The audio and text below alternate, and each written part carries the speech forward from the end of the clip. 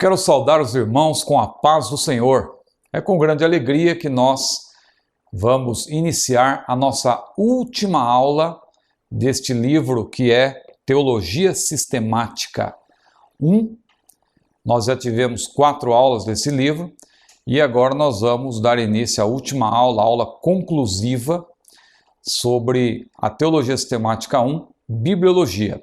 Nós vamos começar, como temos começado em todas as nossas aulas, com uma leitura bíblica e uma pequena abordagem da Palavra de Deus, como um ponto de contato, ou seja, uma introdução para entrarmos propriamente no assunto da nossa aula de hoje. Quero convidar os irmãos a que abramos as nossas Bíblias em 1 Pedro, primeira carta de Pedro, capítulo 1, versículos 24 e 25.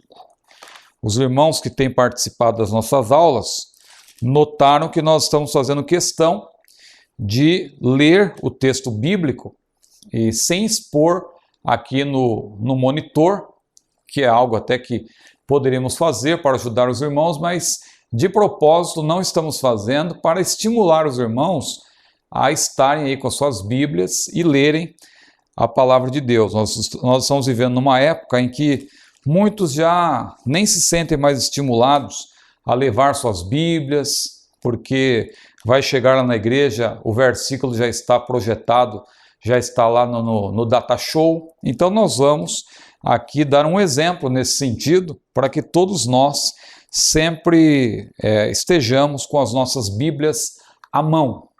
1 Pedro capítulo 1, versículos 24 e 25. Diz assim a palavra de Deus: porque toda a carne é como a erva, e toda a glória do homem como a flor da erva. Secou-se a erva, caiu a sua flor, mas a palavra do Senhor permanece para sempre. E é esta palavra que entre vós foi evangelizada. Os irmãos certamente notaram que em todas as aulas nós estamos lendo a Bíblia na versão corrigida de Almeida. Por quê? Porque essa é uma versão muito utilizada no meio assembleiano, a Assembleia de Deus utiliza essa versão há muito tempo, mas também eu posso garantir para os irmãos, e a aula de hoje ela é apropriada para falar sobre isso, a versão corrigida é uma das melhores versões bíblicas que nós temos em português. Apesar do seu português arcaico, não é? Que muitos reclamam, a Bíblia numa versão muito arcaica, mas ela pelo menos a tradução que foi adotada para essa versão é uma tradução que nós vamos mencionar depois, a tradução de equivalência formal, ou seja, palavra por palavra, que é uma tradução muito recomendável. Mas nós vamos falar disso posteriormente. Eu quero aqui apenas fazer uma abordagem rápida deste texto que acabamos de ler, como uma introdução. Nós lemos aqui 1 Pedro, em que o apóstolo Pedro diz que toda a carne é como a erva, toda a glória do homem como a flor da erva. Secou-se a erva, caiu a sua flor, mas a palavra do Senhor, disse ele, a palavra de Deus, permanece para sempre, e é esta palavra que entre vós foi evangelizada.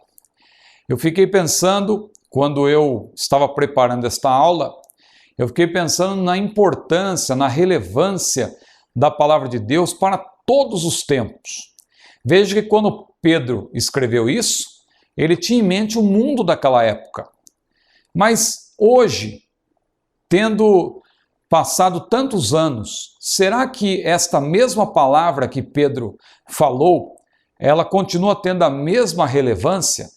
Quando nós olhamos para a palavra de Deus e confrontamos esses versículos que lemos com outros das Escrituras, nós vemos que, de fato, o mundo está mudando constantemente, as influências filosóficas da pré-modernidade não foram as mesmas na modernidade e também não são as mesmas na pós-modernidade. As influências filosóficas hoje são muito diferentes do que ocorreu das influências que se deram nesses períodos que eu mencionei, na pré-modernidade e na modernidade. Hoje está em voga aí o relativismo, o multiculturalismo e tantas outras influências filosóficas, mas mesmo com tantas mudanças, a palavra de Deus continua sendo a mesma.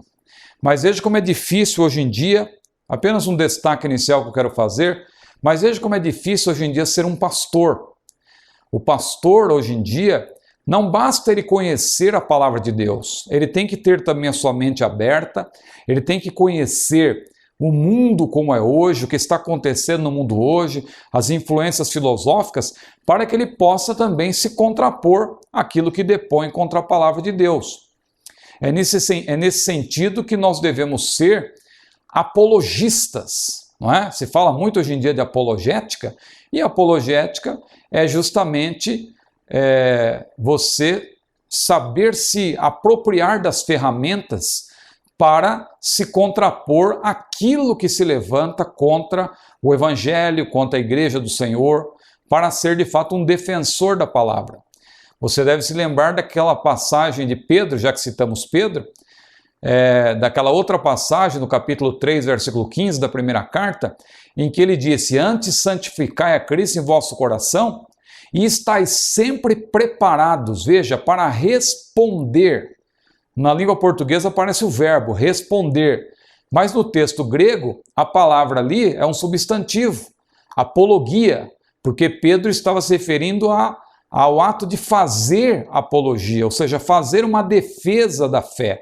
Estais sempre preparados para responder, ou para fazer uma apologia, para responder àqueles que pedirem a razão da esperança que há em vós. E nós fazemos essa defesa, claro, conhecendo o mundo em que nós estamos, porque se nós não conhecermos o mundo em que nós estamos, nós acabaremos sendo absorvidos por ele. Veja o perigo de um pregador que vai pregar a palavra e ele, na verdade, não tem conhecimento de onde ele está pisando, do mundo onde ele está, do período da história em que ele está, e ele acaba sendo absorvido por isso, e ele acaba usando a Bíblia, a verdade, como uma mera comprovadora de pensamentos, não é? Aconteceu há pouco tempo agora, só para citar um exemplo, aquele caso em que um pregador chegou diante de um auditório e disse: irmãos, filho de peixe o que é? Aí a plateia respondeu: peixinho. E ele disse: e o filho de gato? Gatinho. E o filho de cachorro? Cachorrinho. E aí o pregador então disse: e filho de Deus? E aí um irmão olhou para o outro assim meio em dúvida e tal, mas responderam: Deusinho. Ele disse: então, irmãos, nós somos pequenos deuses andando na terra. E ele começou a dar ênfase àquilo, e isso correu ao Brasil aí através da internet e tal. E eu fui até fui convidado a me posicionar sobre o assunto. A CPAD, através do Mensageiro da Paz, pediu depois escrever um artigo sobre o assunto. E veja como esse tipo de mensagem é uma mensagem da pós-modernidade. O pregador ele acabou sendo absorvido pela pós-modernidade e ele não percebeu, na verdade, que é uma mensagem antropocêntrica, em que o homem é tratado como a medida de todas as coisas. Veja como a Bíblia deixa claro que nós não somos, não devemos querer ser iguais nem semelhantes a Deus. E esse caso aí, só para fechar aqui esse pensamento, esse caso de ser filho de Deus, o filho de Deus, Deusinho e tal, isso não tem nenhum fundamento, porque você sabe que nós somos filhos de Deus por adoção. O único filho de Deus, a rigor, é o Senhor Jesus, é o Filho unigênito de Deus. Nós somos filhos por adoção. E quando nós adotamos um cachorrinho, por exemplo, ele não se torna um pequeno humano ou um humanozinho andando na terra. Então, que nós tenhamos cuidado para que não sejamos absorvidos pelo pensamento prevalecente na pós-modernidade, mas que continuamos defendendo a palavra de Deus, porque Pedro disse, inspirado por Deus, que esta palavra é que entre vós foi evangelizada, e essa palavra, ela continua sendo a mesma, ela jamais perecerá, é a palavra do Senhor. Mas, meus irmãos, nós lemos então aqui 1 Pedro capítulo 1, versículos 24 e 25, e nós vamos agora apresentar esta última lição deste livro, a preservação e a tradução da Bíblia. Veja que nós já estudamos, fazendo aqui uma rápida recapitulação, nós estudamos a Bíblia como livro, e aí estudamos a Bíblia especialmente como um livro no que tange não somente o lado que nós conhecemos, a Bíblia como palavra de Deus, que nós damos mais ênfase, mas também a Bíblia como literatura, não é? Nós estudamos essa parte aí nessa lição sobre a Bíblia como livro, mas também vimos o cânon, ou seja, os livros que têm o selo da inspiração divina e por quê, que são 66 livros da nossa Bíblia Sagrada, e aí também apresentamos, claro, o lado negativo, né? Mostramos também os livros apócrifos, que são 7 livros pelo menos, e mais algumas adições, mais alguns acréscimos aos livros de Esther e Daniel. Tivemos uma aula sobre a inspiração da Bíblia específica, já tínhamos feito menção em outras aulas, mas tivemos depois uma aula específica sobre a inspiração da Bíblia. Tivemos, penúltima aula antes desta, a revelação da Bíblia. E hoje nós vamos tratar de um assunto de suma importância. Porque muitos perguntam, qual a Bíblia mais correta? Qual a melhor tradução? E essa é uma discussão que eu até vou adiantar para os irmãos, que é uma discussão mais acadêmica, assim, algo mais elevado, que na verdade não deve ter como objetivo questionar a autoridade, a autenticidade, a relevância, a inspiração da Bíblia. Isso é para nos ajudar a crescer ainda mais em conhecimento. É muito perigoso quando a pessoa quer, muitas vezes, trazer esse assunto, que é um assunto debatido em alto nível, claro, na academia, para a igreja e querer pôr em dúvida, às vezes, a certeza que o cristão deve ter de que a Bíblia é a palavra de Deus. Muito bem, então vamos adiante. A preservação e a tradução da Bíblia, nós vamos começar falando, então, a lição de hoje, ela é bem objetiva, são 2 tópicos apenas, Deus preserva a sua mensagem e uma abordagem sobre traduções da Bíblia.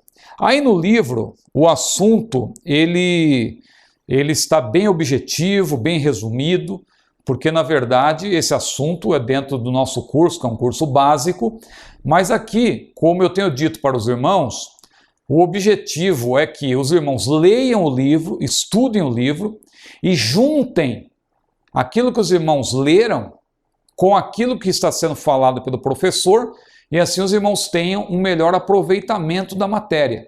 Então, eu quero aqui também trazer alguns pormenores adicionais numa introdução, antes de falar propriamente do que está no livro, eu quero aqui responder, na verdade, algumas perguntas que são perguntas frequentes, que até me fazem, sobre a preservação da mensagem da palavra de Deus. E uma primeira pergunta que me fazem é a seguinte: por que os livros originais, conhecidos como autógrafos, os manuscritos originais, por que eles não foram preservados? Alguém pergunta, mas por quê? Não é? Como que eu vou crer na Bíblia se não tem o livro original? O que nós temos são cópias. Por que que eu vou seguir um livro se eu não sei se de fato ele existiu originalmente? E muitas pessoas às vezes fazem essa pergunta. E aí eu quero aqui abordar 3 pontos que são importantes, que são debatidos em alto nível na academia, que são o seguinte: o primeiro é importante enfatizar que boa parte dos originais foi feita em papiro, não é? O material naquela época era o papiro, mas também o pergaminho. Mas muito, em princípio, era feito em papiro. E o papiro é um tipo de material que se deteriora facilmente. Claro que a nossa cultura dá grande valor ao que é considerado original. Por isso que muitos perguntam sobre os manuscritos originais, que são chamados de autógrafos. Mas materiais como o papiro são perecíveis, se deterioram rapidamente, sob condições úmidas, por exemplo. E só foram preservados em raras circunstâncias, quando os manuscritos foram, na verdade, cuidadosamente guardados em climas extremamente áridos. Então é por isso que não é fácil. Veja que nós estamos falando aqui de milhares de anos. O Antigo Testamento, por exemplo, imagine quanto tempo que nós estamos distante do texto original do Antigo Testamento. Nós exigimos isso da Bíblia, mas nós vamos ver daqui a pouco que obras aí que ninguém questiona, por exemplo, as obras de Platão, ninguém questiona a autenticidade das obras de Platão, nós vamos ver que, na verdade, a distância entre a cópia mais antiga e o original é uma distância enorme. E mesmo assim, ninguém questiona a originalidade e a autenticidade das obras de Platão. Então, nós precisamos atentar com cuidado para isso, para que não transformemos, às vezes, algo que é uma questiúncula em algo que se torna muito relevante, muito importante para a pessoa, às vezes, querer questionar, não é, a fé cristã. Então, o primeiro ponto que eu gostaria de destacar é isso, que o papiro ele se deteriora com facilidade. Então, muito difícil a pessoa ter ali um material original. Se bem que eu fico pensando que se houvesse a Bíblia, os primeiros livros originais da Bíblia, eu fico pensando que eles seriam idolatrados, né? Muita gente usariam para idolatria. E eu penso que o próprio Deus não permitiu que isso acontecesse, porque se houvesse, de fato, os livros da Bíblia originais, o primeiro exemplar da Bíblia, eu creio que eles seriam motivo aí de idolatria e o próprio Deus não permitiu que isso acontecesse. Porque a Bíblia, na verdade, ela tem que ser amada. O próprio Deus, veja, eu vejo até alguns irmãos, às vezes, inocentemente dizendo, o meu único ídolo é Jesus. Eu idolatro Jesus, meu único ídolo é Jesus. Veja que a pessoa não conhece o conceito de idolatria. Porque o conceito de idolatria, na verdade, é uma distorção da adoração a Deus. Deus é o único digno de ser adorado. Então, um objeto idolátrico, uma pessoa também que é alvo de idolatria, é porque, na verdade, ela já se contrapõe ao único que deve ser adorado. E no caso da Bíblia também, o livro que deve ser amado, claro, ele é tratado com o devido respeito, deve ter o primado, mas não idolatrado, não é? Deus deve ser adorado, a Bíblia deve ser amada também. Mas um outro ponto que eu quero destacar, para quem pergunta sobre a não preservação dos autógrafos, isto é, os manuscritos originais, é a questão das guerras. Pense nas muitas guerras em que Israel esteve envolvido, e levando-se em conta o número de guerras de Israel, é um milagre até que o conteúdo original tenha sido preservado. É um milagre. Pense na grande quantidade de guerras de Israel, e mesmo com todas aquelas guerras, os manuscritos ainda, as cópias, ainda foram preservadas a ponto de a Bíblia ter chegado até nós hoje, em língua portuguesa.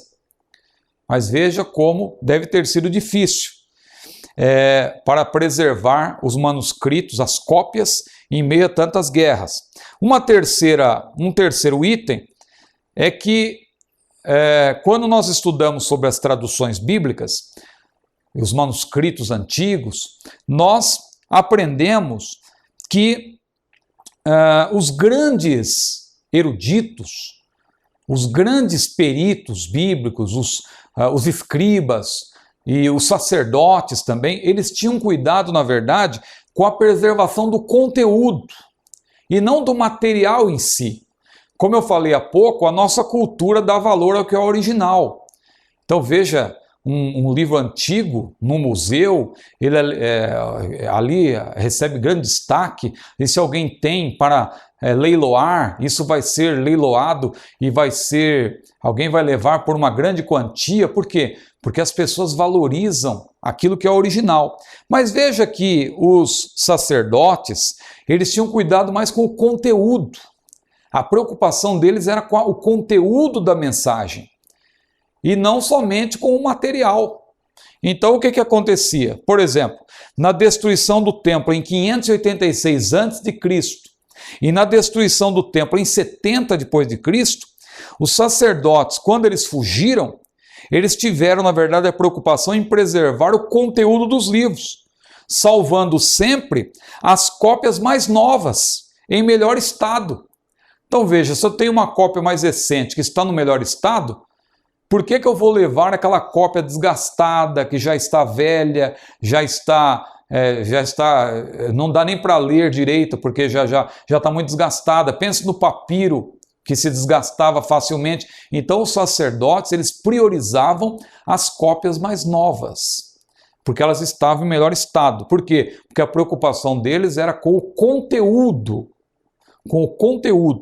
Mas uma segunda pergunta que me fazem também, que as pessoas fazem sobre a tradução bíblica, uma segunda pergunta é: existem provas da preservação do Antigo Testamento? Agora estamos falando da mensagem propriamente. Eu falei do material, mas o assunto nosso aqui propriamente é a mensagem, ou seja, o conteúdo. Então existem provas de que houve a preservação do Antigo Testamento? Existem provas na própria Bíblia. Por exemplo, Jesus e os apóstolos, e também os judeus do primeiro século, eles usaram uma versão da Bíblia chamada Septuaginta. A Septuaginta é o quê? Uma tradução do Antigo Testamento para o grego, feita por 70 sábios judeus de Alexandria. Eles fizeram aquela tradução do hebraico para o grego, eles mantiveram o mesmo conteúdo, e essa tradução ela foi feita quando? Ela foi feita no ano 250 a.C. Observe que Jesus, os apóstolos e também os judeus do primeiro século, eles citaram a Septuaginta, porque o grego na época era o grego koiné, no caso, era o grego falado em todo o Império Romano. Porque Jesus, quando veio ao mundo, a Bíblia diz que ele veio ao mundo na plenitude dos tempos. Diz lá Gálatas capítulo 4, vindo à plenitude dos tempos, Deus enviou o seu Filho, nascido de mulher, nascido sob a lei, para remir os que estavam debaixo da lei. Então ali, plenitude dos tempos, é um termo que alude a quê? Alude ao tempo certo, ao momento em que Deus estabeleceu para que Jesus viesse ao mundo. Não era para ele vir antes nem depois, mas sim na plenitude dos tempos. Significa que quando Jesus veio ao mundo, o mundo estava preparado para que a mensagem do Evangelho fosse propagada.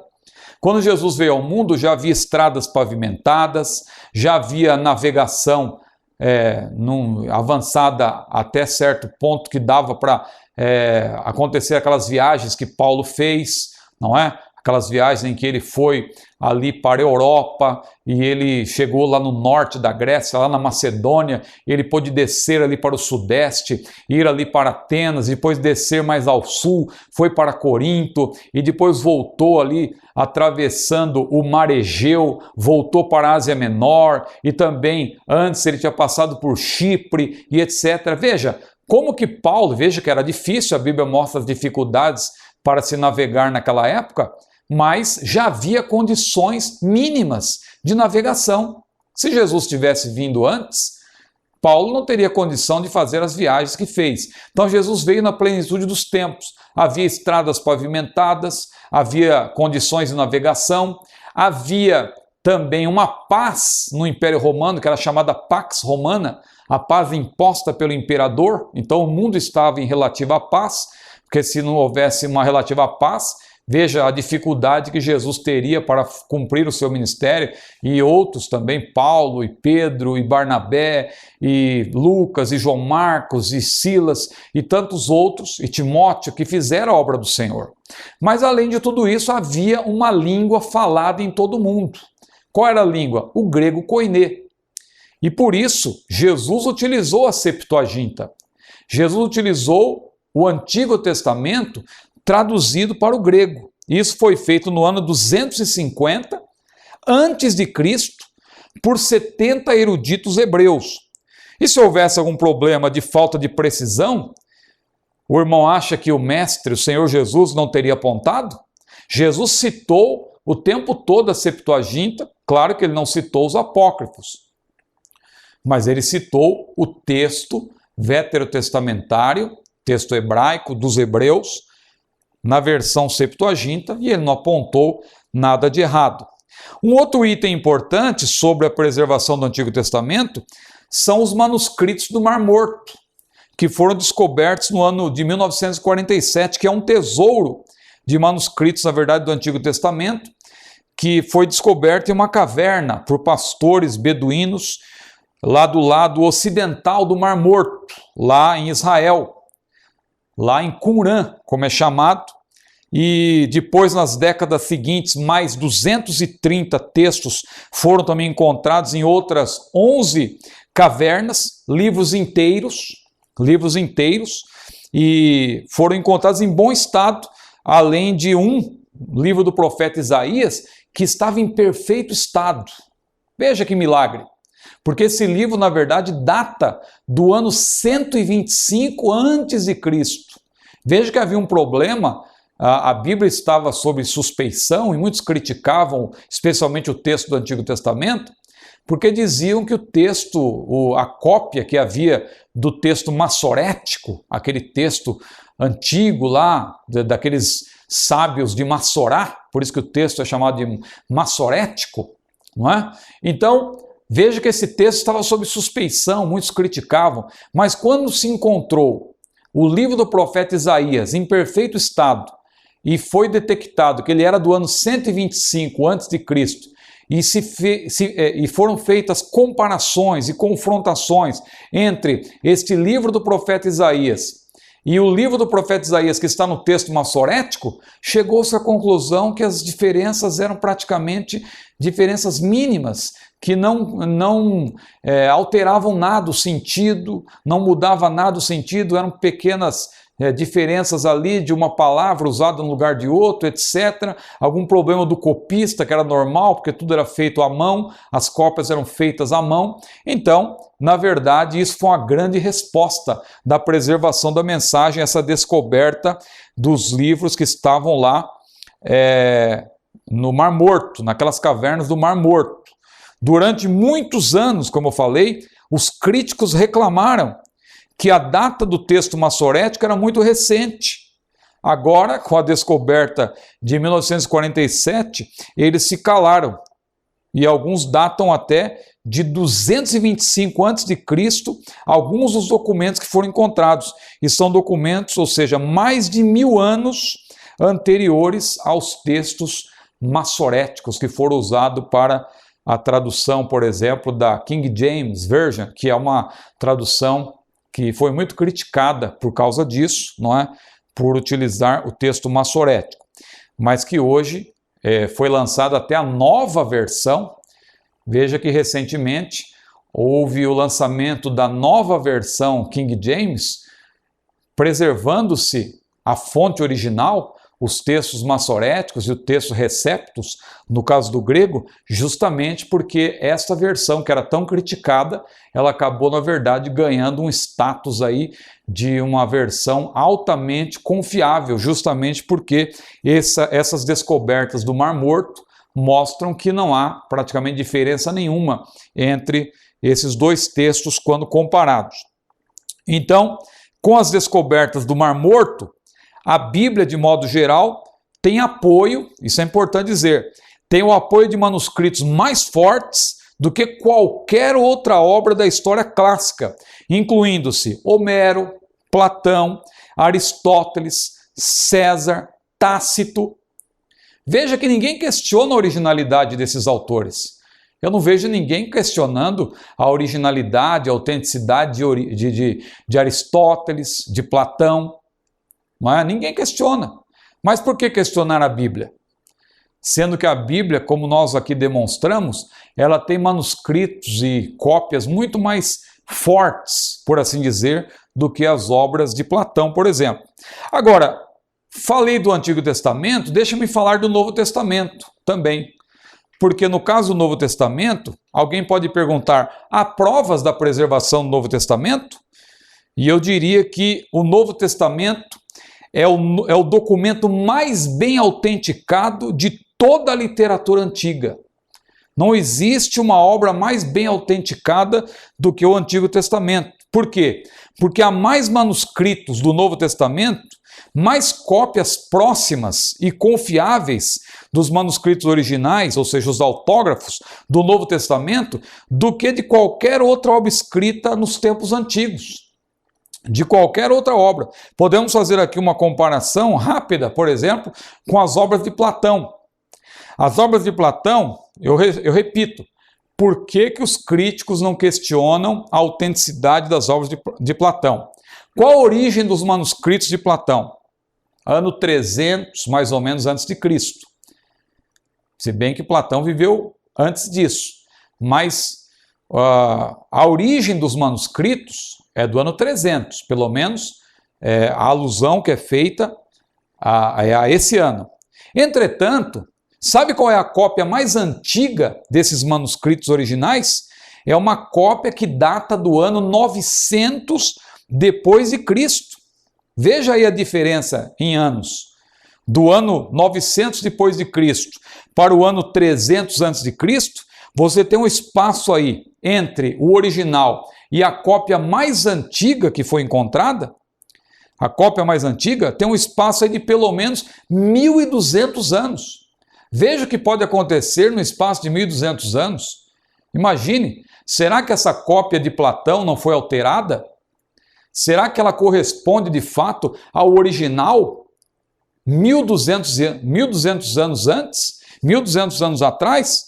Então veja que comparar com o Antigo Testamento nesse caso é covardia, com a descoberta do Mar Morto. Mas vamos comparar com o Novo Testamento. E tem mais um detalhe. O número de cópias existentes das obras de Platão são 7 em todo o mundo. Em museus de todo o mundo você vai encontrar apenas 7 cópias na língua original das obras de Platão, essas que datam do ano 900 depois de Cristo. Não foi encontrada nenhuma cópia, por exemplo, dos séculos 1 e 2.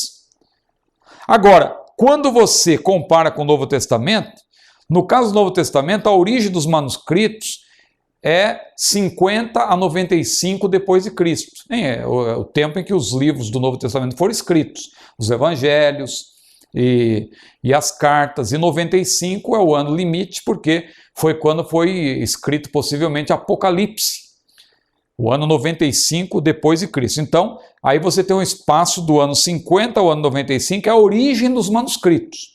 Agora, qual é a cópia mais antiga existente? Ela data do ano 125 depois de Cristo. Veja a proximidade. Uma proximidade aí de 30 a 75 anos, considerando, claro, que cada livro teve uma data diferente. Então pense que isso é muito mais próximo de nós. Imaginemos, por exemplo, nós temos um livro original, por exemplo, de um autor do nosso tempo, que é lido do nosso tempo, mas que viveu em 1940, que viveu em 1950, que viveu em 1960, ou seja, está próximo de nós. É o que acontece com o Novo Testamento, porque a cópia mais antiga, ela está a apenas 30 a 75 anos de distância dos manuscritos originais. E o número de cópias existentes, aí é covardia, não é? Porque as obras de Platão são apenas 7 no mundo todo. Sabe quantas cópias há do Novo Testamento em todo o mundo, nos museus? 5.700 aproximadamente. Então o Novo Testamento é uma obra muito bem documentada, não é? As diferenças verificadas nessas cópias, inclusive, apesar de serem muitas, são diferenças irrelevantes. Se você confrontar, eu tenho feito isso, eu, por graça de Deus, viajo um pouco, visito museus e faço pesquisa nessa área de tradução, eu tenho feito alguma comparação, tenho lido obras de eruditos, tenho consultado eruditos também no assunto e perguntado sobre as diferenças que existem entre esses manuscritos, e as diferenças são irrelevantes. Às vezes falta um pedaço no manuscrito, mas é um pedaço de algo que, na verdade, é enfatizado por outra parte da Bíblia. Por exemplo, tem manuscrito do Novo Testamento que não consta lá o final de Marcos 16, que diz: ide por todo mundo, pregar o Evangelho. Alguns manuscritos não têm essa parte. Só que isso aí, essa parte sobre a grande comissão, Jesus abordou em Mateus, Jesus abordou também em Lucas, dando outro enfoque. Em Atos também, ali se menciona as palavras de Jesus quando ele diz: recebereis a virtude do Espírito Santo que há de vir sobre vós e ser-me-eis testemunhas tanto em Jerusalém como em toda a Judéia e Samaria e até os confins da terra. Então, não há diferenças relevantes, não é? Nesses manuscritos. Fiz aqui essa longa exposição, mas eu queria responder essas 3 perguntas sobre a preservação da mensagem da palavra de Deus. Mas nós vamos aqui agora falar sobre 3 pontos importantes, aqui um destaque sobre a palavra de Deus, que é reta, é pura e é eterna. Isso está no nosso livro, o livro que os irmãos têm em mãos aí, que é o Teologia Sistemática 1. Eu não vou pedir que os irmãos leiam o livro agora, porque o objetivo não é que os irmãos leiam o livro durante a aula, mas em casa. Claro que os irmãos têm toda a liberdade para olhar o que está no livro, mas eu não estou estimulando os irmãos a ler o livro durante a aula. É mais importante que os irmãos prestem atenção aqui à explicação e depois os irmãos vão poder também ler o livro de maneira mais detida e juntar com aquilo que está sendo explicado. Muito bem, aí diz no livro então que a palavra de Deus é reta. Ou seja, nela inexistiam erros, inexistem, na verdade, erros e ilogicidades. Isso aí é muito claro. A palavra de Deus, diz o salmista lá no Salmo 33, versículo 4, que a palavra do Senhor é reta e todas as suas obras são fiéis. Muito bem.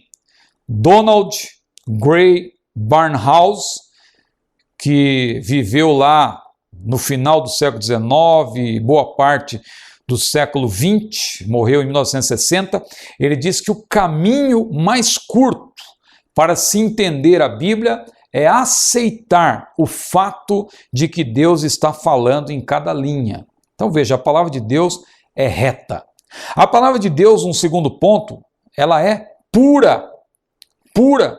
Diz lá em Provérbios capítulo 30, versículo 5, que toda palavra de Deus é pura, escudo é para os que confiam nele. Veja que nós fizemos menção em outra aula da inerrância e da infalibilidade da palavra de Deus, ou seja, a palavra de Deus, a Bíblia Sagrada, ela apresenta a mais alta expressão da verdade. Por isso que Matthew Henry, ele que foi uma testemunha da inerrância absoluta da Bíblia, ele diz que as palavras das Escrituras devem ser consideradas palavras do Espírito Santo. Por que ele disse isso? Porque, na verdade, ele estava falando em total sintonia com aquilo que nós lemos em aulas anteriores, lá em 2 Timóteo 3:16, em que a Escritura ou seja, todo o registro, cada passagem da Escritura, cada palavra da Escritura é divinamente inspirada, ou seja, o termo ali é teopneustos, né?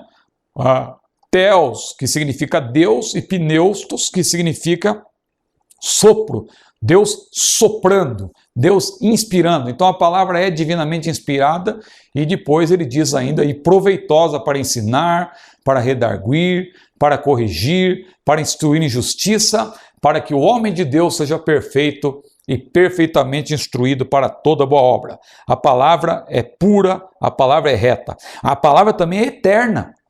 A palavra é eterna. Veja aí quantos pormenores que estão aí no livro, que nós não estamos lendo para ganhar tempo, mas a palavra é eterna. Quantos códigos que foram surgindo ao longo do tempo, como o próprio código de Hammurabi e outras obras que também já ficaram no tempo, já ficaram desatualizadas, mas no caso da Bíblia, preserva-se a sua perenidade, não é? A Bíblia não se desatualiza, porque, na verdade, como nós lemos lá em 1 Pedro, capítulo 1, e Pedro ali, talvez você nunca tenha pensado para avaliar isso, Pedro ele está fazendo menção da própria palavra de Deus, ele está citando Isaías, capítulo 40, versículo 8, que diz: seca-se a erva e caem as flores, mas a palavra do nosso Deus subsiste eternamente. Isaías capítulo 40, versículo 8. Mas dentro desse tópico, ou dentro desse ponto, a palavra de Deus é eterna, eu quero fazer alguns destaques. O primeiro é que diz respeito aos escritores do Novo Testamento. Os apóstolos, por exemplo, eles empregaram expressões-chave que, na verdade, comprovam também o que nós estamos aqui fazendo menção, da preservação da mensagem da palavra de Deus. Tem palavras aí interessantes, como nós temos aí, que para os irmãos estudarem essa parte, eu não vou me deter muito nela, mas uma expressão aqui muito boa, que a expressão está escrito, por exemplo, usada por Jesus. Lembre-se quando ele disse para o diabo por 3 vezes, está escrito, está escrito, está escrito. E na terceira vez, diz a Bíblia que Satanás se afastou dele. Outra expressão, os oráculos de Deus, usada por Paulo em Romanos. Então são expressões, são termos, e uma palavra final, que é justamente a palavra escrituras, que é grafê no grego.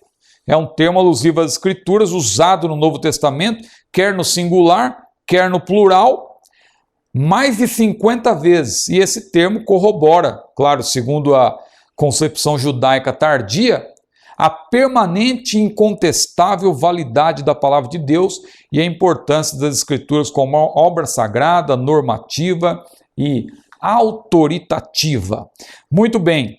Um segundo destaque é o testemunho interno da inerrância da Bíblia, que nós já mencionamos até em outra aula. Lendo a Sagrada Escritura, sentimos que estamos diante da inspirada e inerrante palavra de Deus. Por que nós sentimos isso? Nós sentimos isso porque a Bíblia não é um livro como qualquer outro. A Bíblia, quando lida em oração, a Bíblia é o único livro em que o autor está presente. Claro que hoje aí, com o avanço da tecnociência, com o avanço, nós estamos aí na era da interatividade, não é? E aí, às vezes, um leitor pode perguntar alguma coisa para o autor através das redes sociais, mas o autor não está o tempo todo presente, a pessoa tem que solicitar o autor e nem todos respondem. Há autores que, claro, eles conversam com os leitores, mas tem autor que evita qualquer contato. Agora, no caso da Bíblia, não. No caso da Bíblia, se você é uma pessoa temente a Deus, você sabe que o autor sempre vai estar presente. Você estará lendo a palavra de Deus, mas com a certeza de que o Deus da palavra está ali junto com você, através do Espírito Santo, para te conduzir, para te inspirar, para te orientar. Muito bem, nós demos até o exemplo em outra aula dos discípulos lá no caminho de Emaús, em que Jesus abriu a Escritura para eles, e depois, quando Jesus se ausentou, um olhou para o outro e disse: não ardia o teu coração quando ele abria as Escrituras? Porque quando a palavra de Deus é pregada, o nosso coração arde, nosso coração ferve com palavras boas, diz a palavra do Senhor, porque a Bíblia não é um livro como qualquer outro. Um terceiro destaque, o testemunho externo. Eu falei do testemunho interno, mas tem também o testemunho externo da inerrância bíblica. E temos aí a citação de vários homens de Deus, como Tomás de Aquino, como Agostinho, como Martinho Lutero, como Charles Spurgeon, que na verdade fizeram menção de que a Bíblia é, na verdade, a inerrante e infalível palavra de Deus. Pois bem, vamos para o segundo tópico, traduções da Bíblia. Esse assunto aqui também gera muitas perguntas. Muitas pessoas me perguntam sobre as traduções, qual é a melhor e etc. E eu queria aqui também fazer uma exposição extra, além do que está no livro. Os irmãos, claro, vão ler o livro, ou já leram e vão ler novamente para melhor conhecer o assunto. Mas eu quero aqui acrescentar alguns pormenores com respeito a traduções. Um primeiro ponto que eu quero destacar é que a inspiração da Bíblia, eu quero deixar isso bem claro, eu já falei em outras aulas, e eu quero voltar a tocar no assunto, é que a inspiração, evidentemente, ela recai sobre o texto original.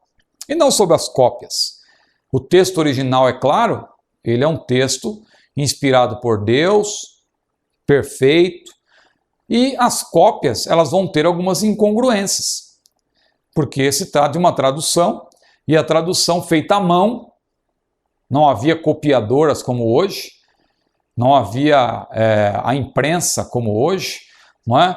Não havia internet, por exemplo. Então, quer dizer, as cópias eram feitas à mão, e às vezes o copista estava cansado, ou alguém ditava errado para o copista. Então, pequenos erros são encontrados na palavra de Deus, não, nas escrituras, não é? Nas cópias que eu digo. Então essas cópias, muitas delas não são confiáveis ou inerrantes no que tange a esses pequenos aspectos.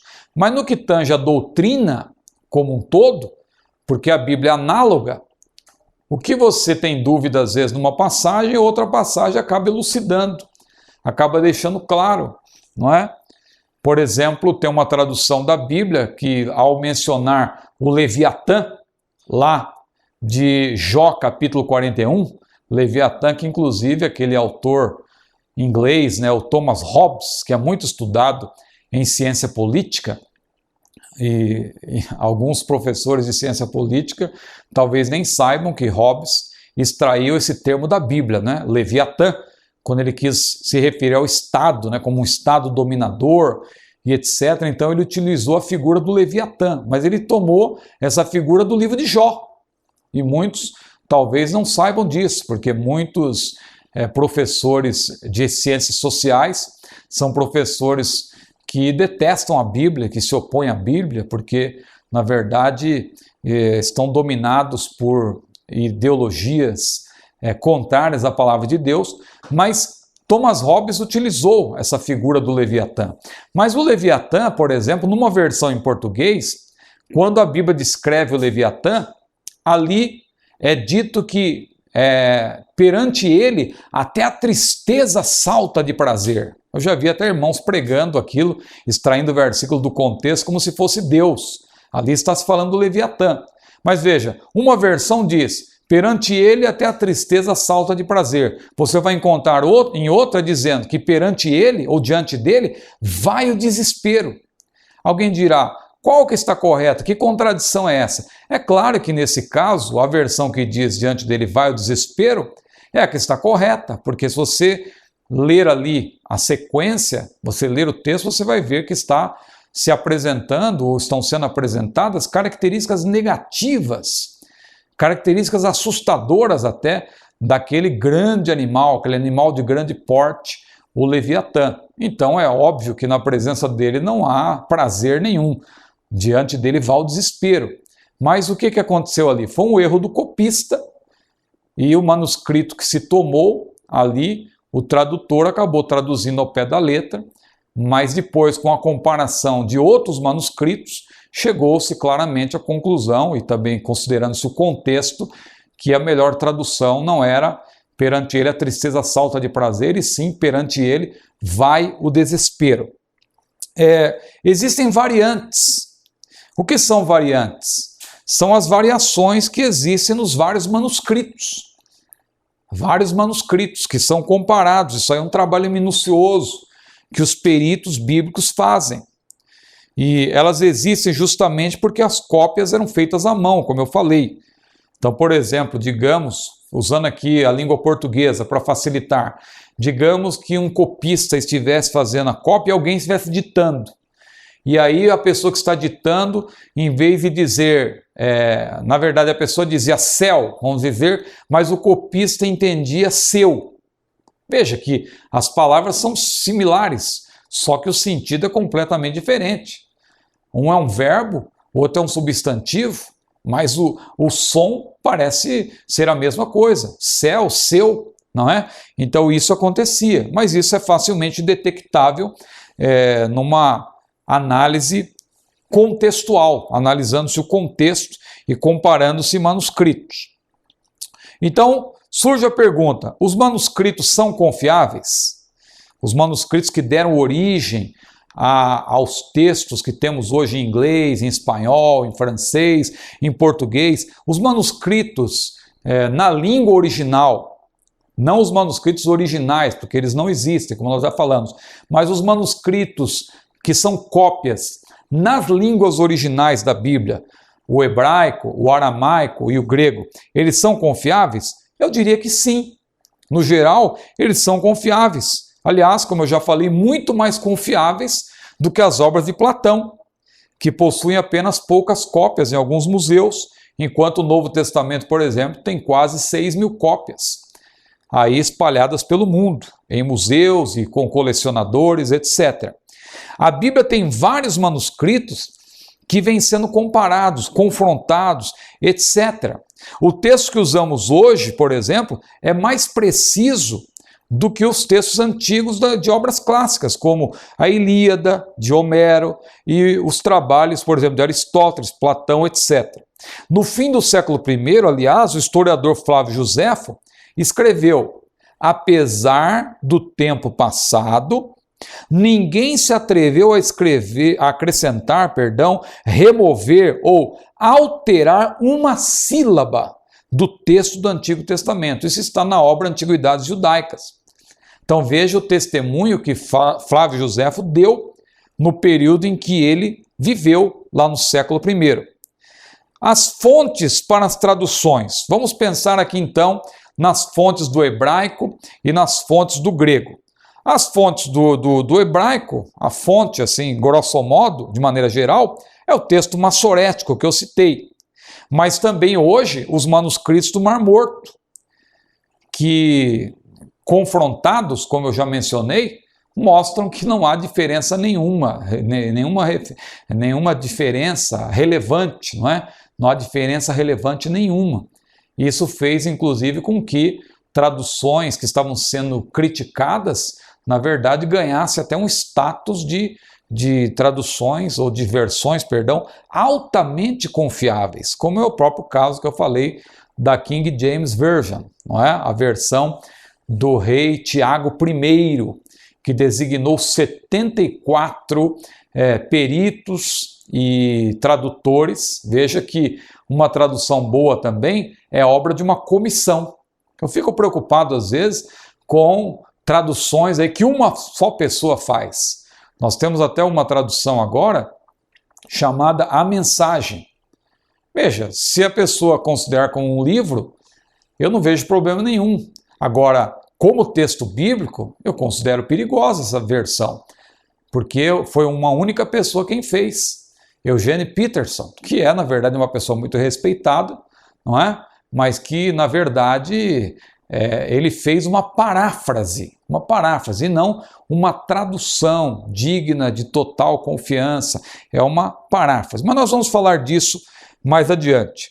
Então veja, no caso do texto hebraico, nós temos o texto massorético, que, confrontado com os manuscritos do Mar Morto, nós vemos que há uma grande semelhança entre esses dois textos. São quase idênticos, para ser bem objetivo aqui, franco. No caso do texto grego, nós temos o chamado textos receptos, que na verdade foram textos gregos reunidos por Erasmo.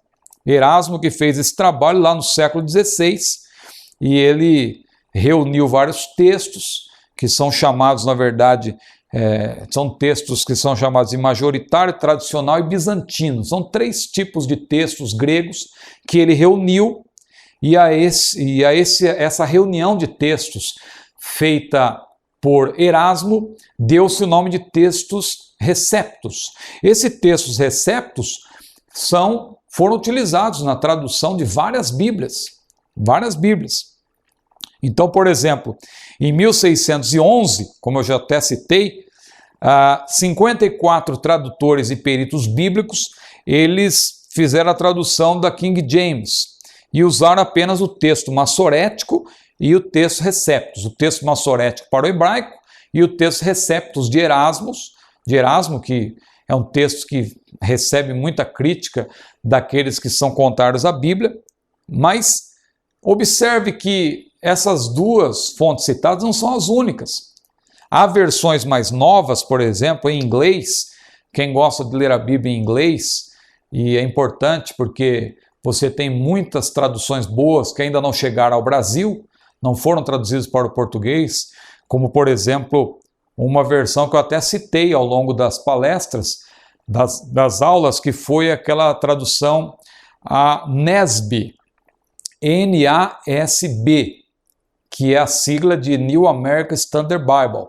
Esta é uma versão mais atual, mais nova, e ela tem como fonte, porque ela é mais recente, ela foi feita em 1971, e veja que interessante, ela tem uma similaridade com a King James, porque ela também teve 54 pessoas trabalhando. Veja, uma grande comissão também.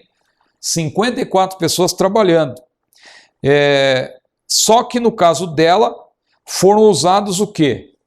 Foram usados não apenas o texto massorético e o texto receptus, mas houve um cuidado de se comparar o texto massorético com os manuscritos do Mar Morto, e no caso do texto grego foi utilizado o que é chamado de um texto eclético.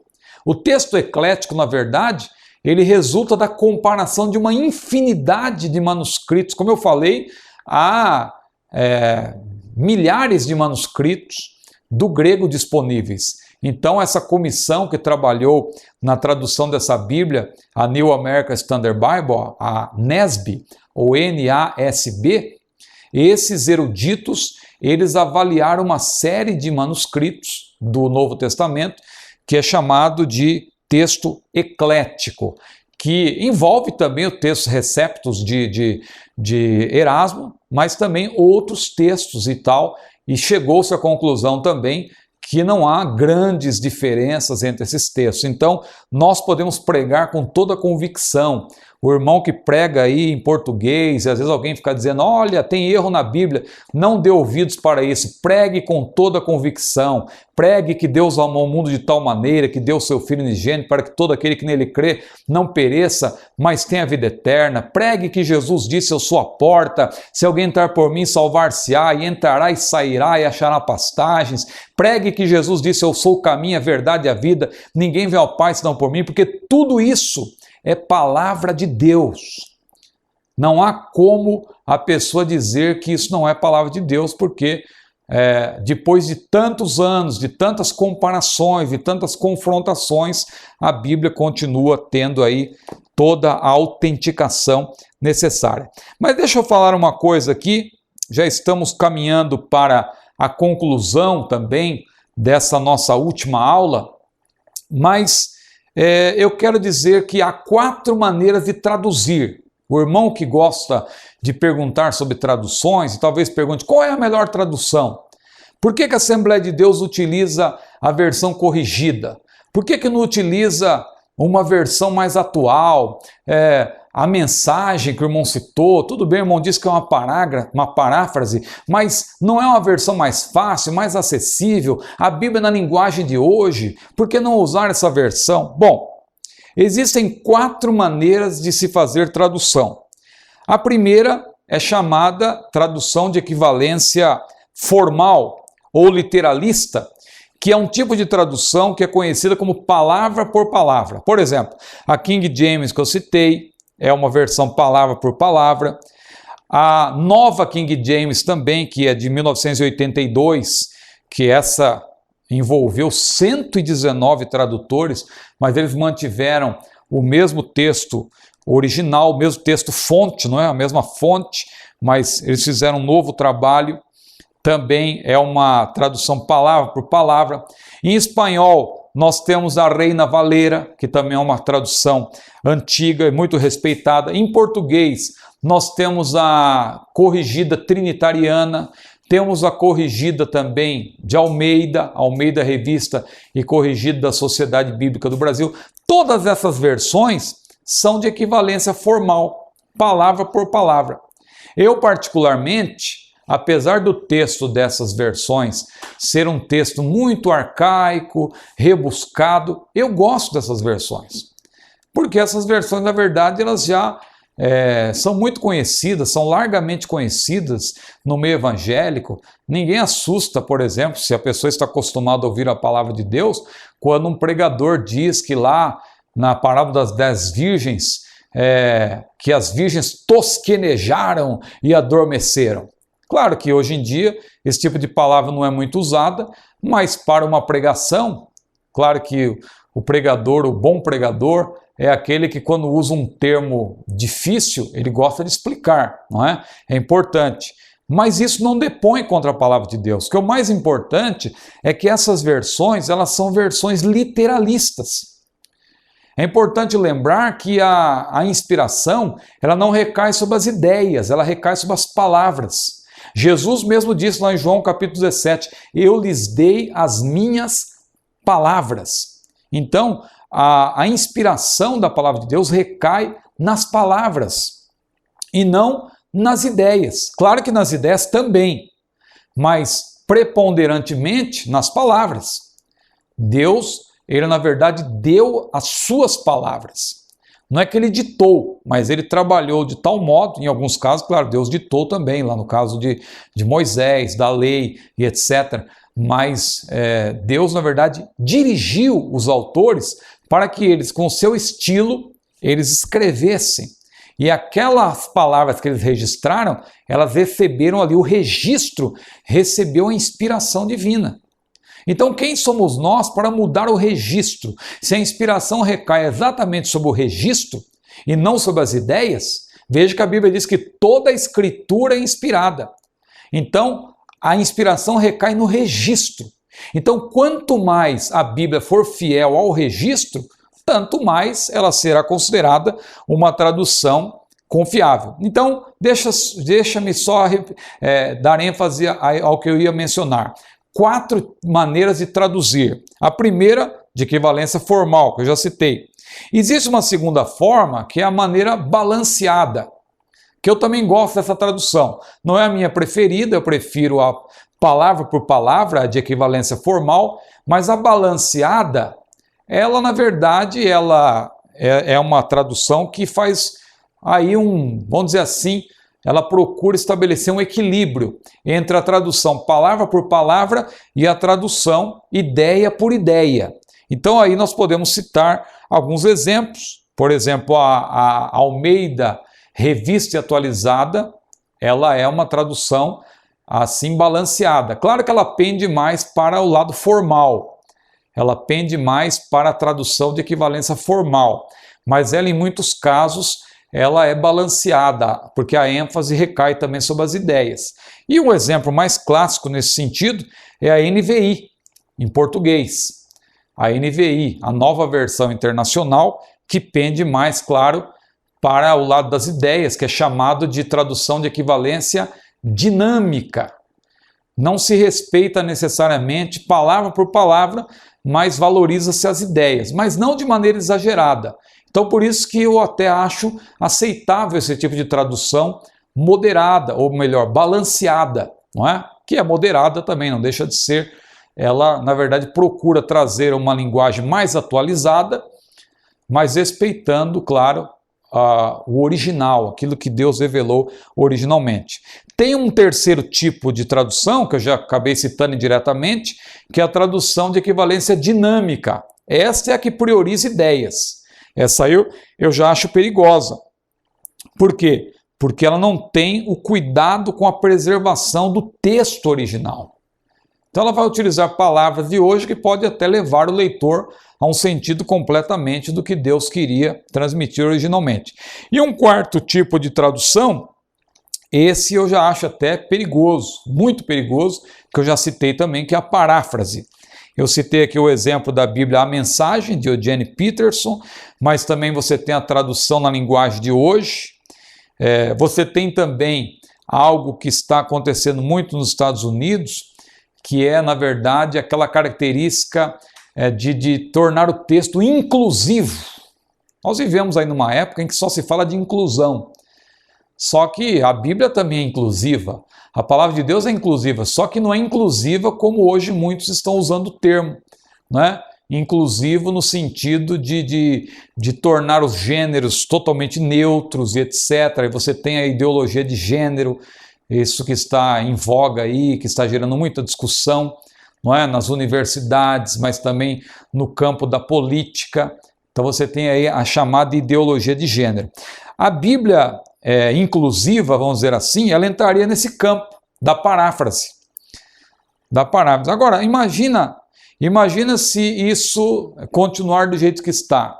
Se cada um achar que deve dar hoje ao texto bíblico uma nova leitura, uma nova significação, com base naquilo que a pessoa acha mais importante. Vamos dizer que alguém lance, por exemplo, a Bíblia da prosperidade. Claro que já existem Bíblias Bíblias de estudo nesse sentido. Agora eu falo de uma tradução, uma versão, uma nova versão em que a pessoa, na verdade, faz uma paráfrase.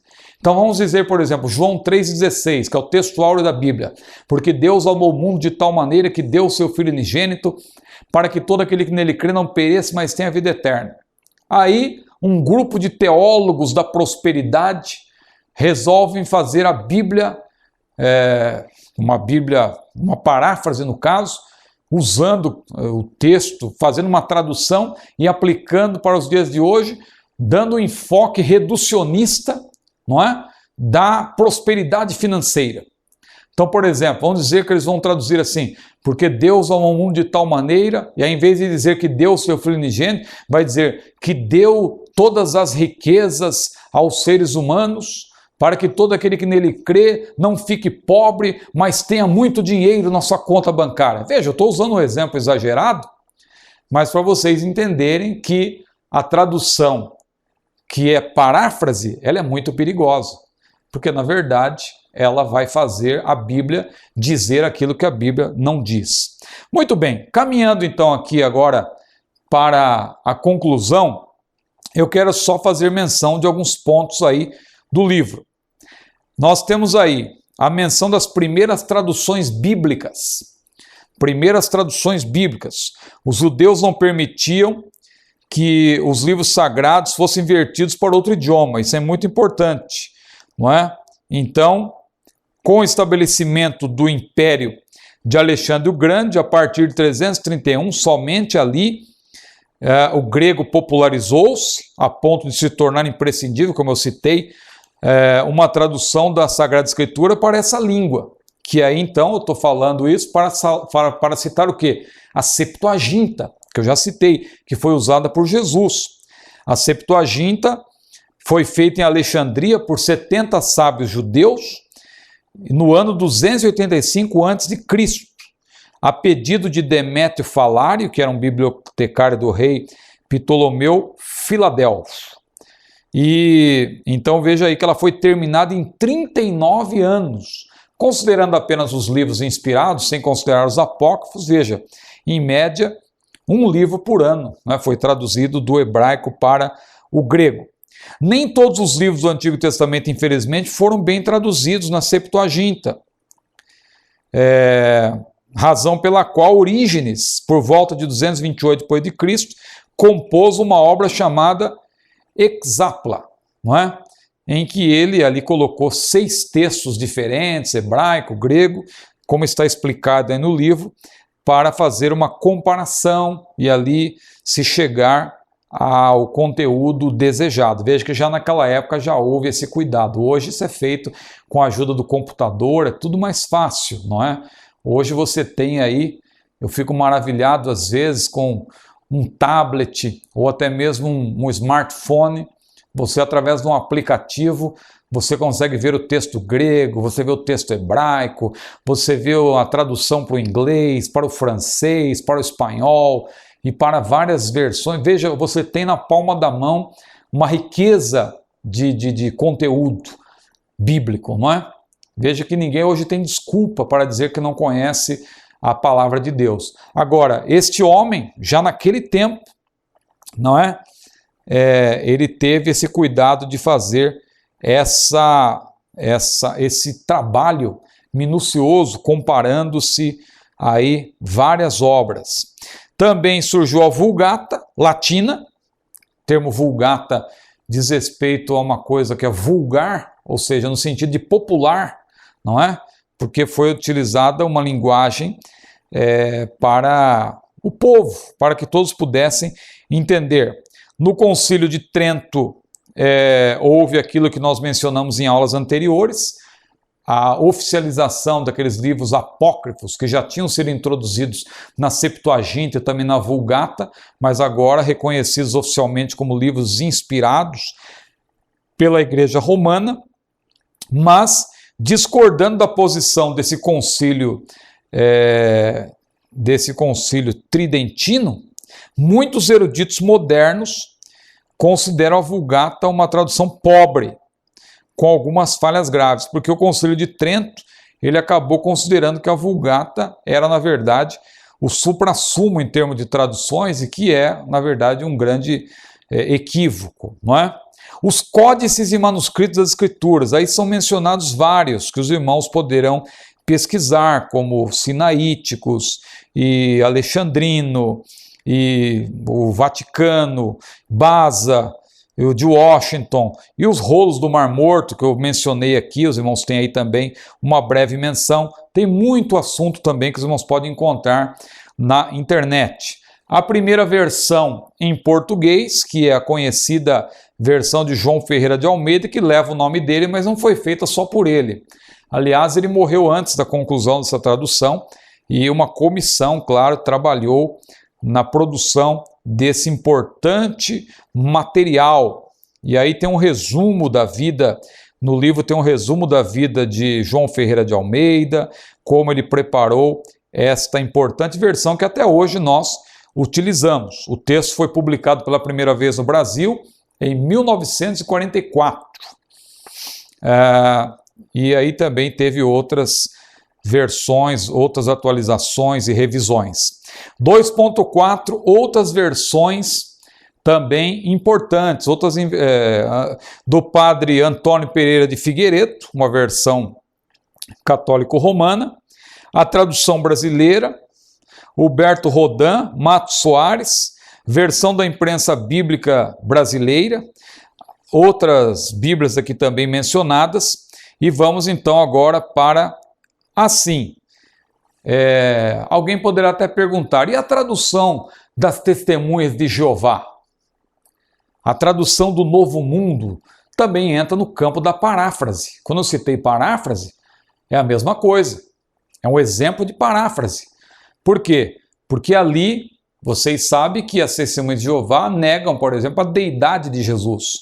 Então, em João 1:1, em que na nossa Bíblia diz, no princípio era o verbo, e o verbo estava com Deus, e o verbo era Deus, na versão, que é uma paráfrase, não é uma tradução a partir dos originais, e fiel aos originais, mas sim uma paráfrase, ali a comissão designada pelas Testemunhas de Jeová, diz ali, no princípio era a palavra. Verbo, palavra, é a mesma coisa, que o verbo é a palavra em ação. Porque ali no original a palavra é logos. Então veja, no princípio era a palavra. E diz ali, e a palavra era com o Deus, acrescenta ali um artigo definido, a palavra era com o Deus e a palavra era um Deus. Acrescenta-se ali o artigo indefinido e Deus aparece em letra minúscula. Veja, Jesus, ele é rebaixado ali a um Deus qualquer, como o próprio Satanás, em 2 Coríntios capítulo 4, versículo 4, a Bíblia diz que o Deus desse século cegou os entendimentos dos incrédulos para que ele não lhes resplandeça a luz do Evangelho da glória de Cristo, que é a imagem de Deus. Então, essa tradução, na verdade, não é uma tradução, apesar de ser chamada tradução do Novo Mundo das Escrituras, é uma paráfrase. Muito bem, considerações finais. Não podemos nos afastar de maneira nenhuma das Escrituras, não podemos relegá-la a um plano terciário e, meus irmãos, aí tem importantes orientações nessas considerações finais e eu vou concluindo aqui a nossa última aula. Meus irmãos, que Deus os abençoe, que os irmãos façam um bom proveito de todo esse nosso conteúdo, deste livro tão importante que estamos tomando como base, Teologia Sistemática 1. Eu espero estar em breve com os irmãos também para abordarmos o livro Teologia Sistemática 2. Mas, aqui, finalizando, nós temos aqui o Códice Sinaíticos, que está esse aí no museu nos Estados Unidos. A Bíblia de Gutenberg também no museu nos Estados Unidos. Veja que trabalho maravilhoso esse, lá do século XV, não é? Antes da Reforma Protestante. Veja como Deus também preparou tudo, não é? Isso aí, lá no século XV, 1400 e pouco, já tínhamos a Bíblia de Gutenberg. Os rolos do Mar Morto, que eu tanto citei, veja aqui como somente Deus para fazer algo tão extraordinário, não é? Ali uma foto tirada do manuscrito que estava dentro de usando a linguagem bíblica, uma talha, vamos dizer assim, um vaso muito grande, e ali os manuscritos foram preservados. Meus irmãos, concluímos assim a nossa aula. Que Deus abençoe a todos. Até a próxima aula. A paz do Senhor.